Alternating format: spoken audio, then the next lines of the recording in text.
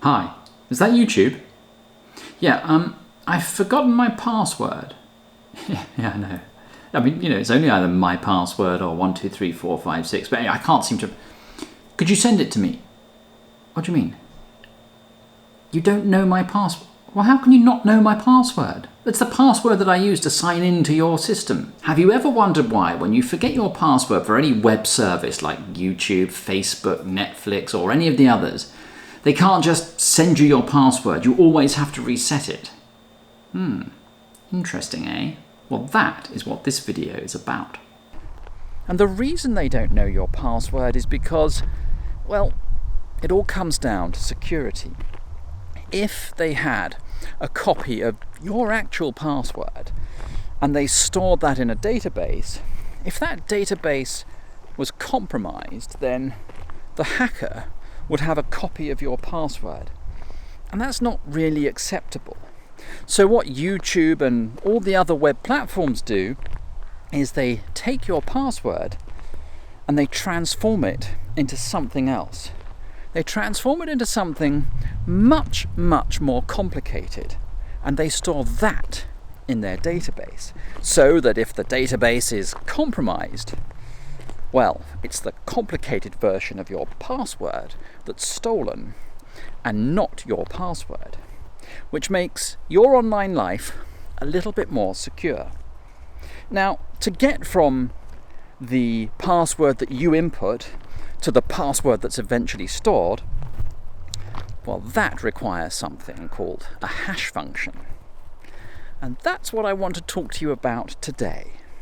A hash function takes a password that looks like this.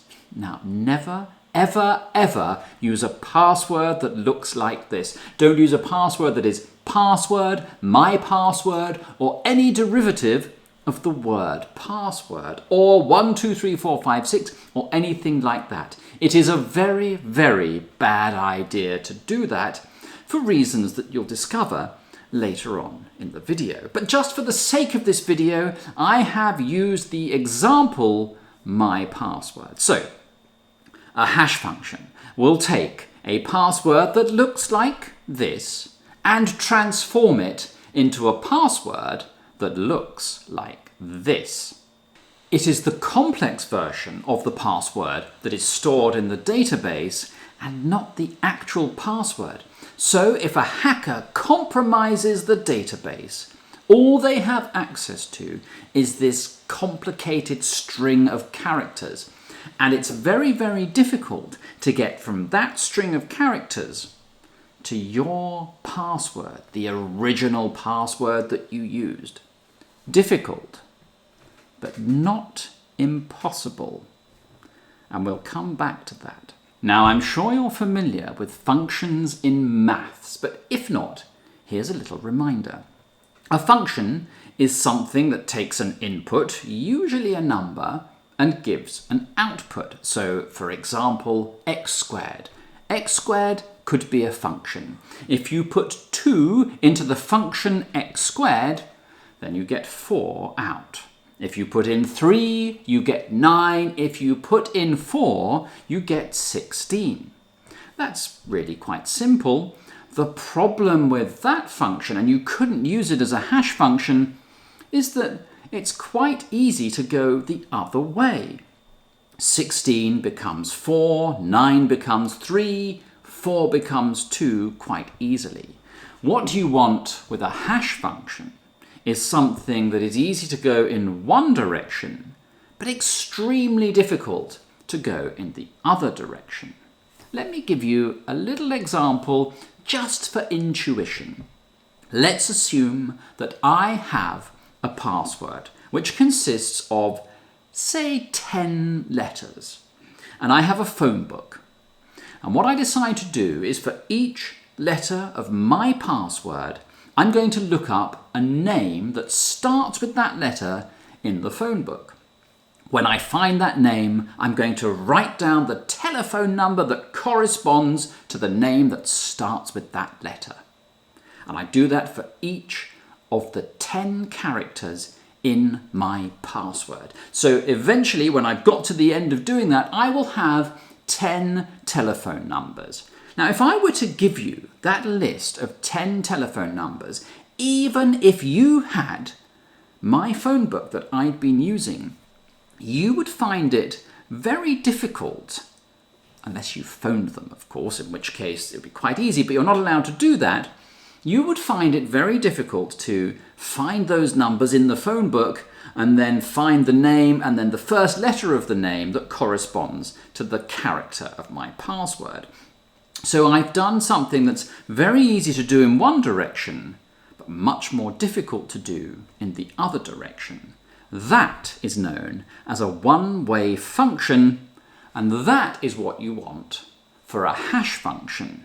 One question that you might have is, if YouTube doesn't know your password, then how does it know when you're logging in whether you've got your password correct or not? And really that's quite simple. All it does is put the input that you type in as you're logging in through the hash function, and if the output matches what they store in their database, then you've got the correct password, and if it doesn't, well, you haven't. Now, there are lots and lots of different types of hash functions, and if you want to find out a little bit more about them, you ought to do a search for SHA-1, Secure Hash Algorithm 1. This was developed by the US government in 1993. Now, it's not in use anymore, or at least it shouldn't be, because some vulnerabilities were found.